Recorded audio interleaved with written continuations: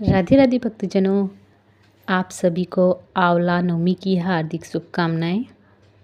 तो चलिए आज मैं आपको छोटी सी प्यारी कथा सुनाऊंगी।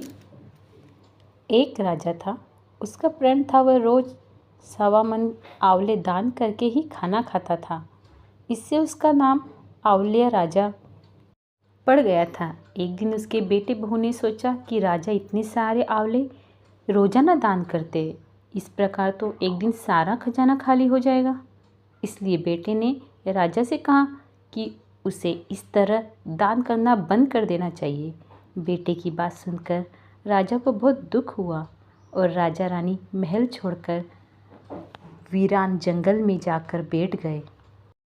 जब भूखे प्यासे 7 दिन हो गए तब भगवान ने सोचा कि यदि मैंने इसका प्रण नहीं रखा और इसका सत नहीं रखा तो विश्वास चला जाएगा।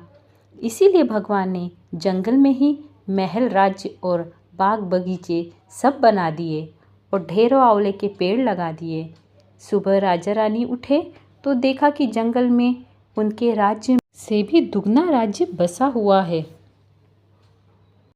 राजा रानी से कहने लगे, रानी देख, कहते हैं सत मत छोड़ो, सुरमा सत छोड़िया पत जाए, सत की छोड़ी लक्ष्मी फिर मिलेगी आए।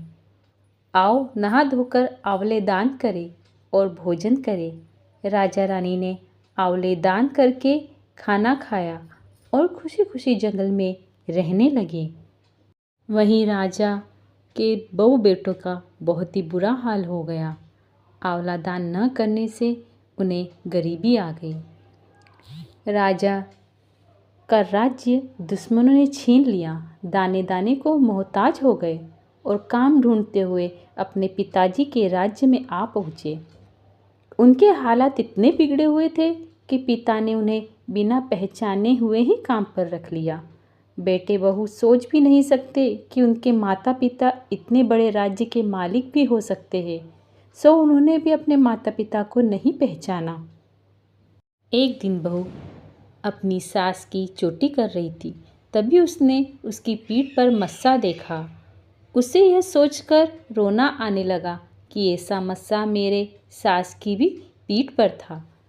हमने ये सोचकर उन्हें आंवले दान करने से रोका था कि हमारा धन नष्ट हो जाएगा।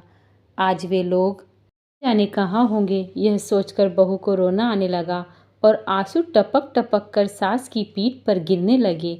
रानी ने तुरंत पलट कर देखा और पूछा कि तू क्यों रो रही है। उसने बताया, आपकी पीठ जैसा मस्सा मेरी सास की पीठ पर भी था। हमने उन्हें आंवले दान करने से मना कर दिया था, इसीलिए वे घर छोड़कर कहीं चले गए हैं। तब रानी ने उन्हें पहचान लिया, सारा हाल पूछा और अपना हाल बताया।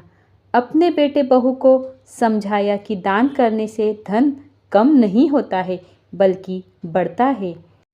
इसी प्रकार वह खुशी खुशी चारों जन साथ में रहने लगे।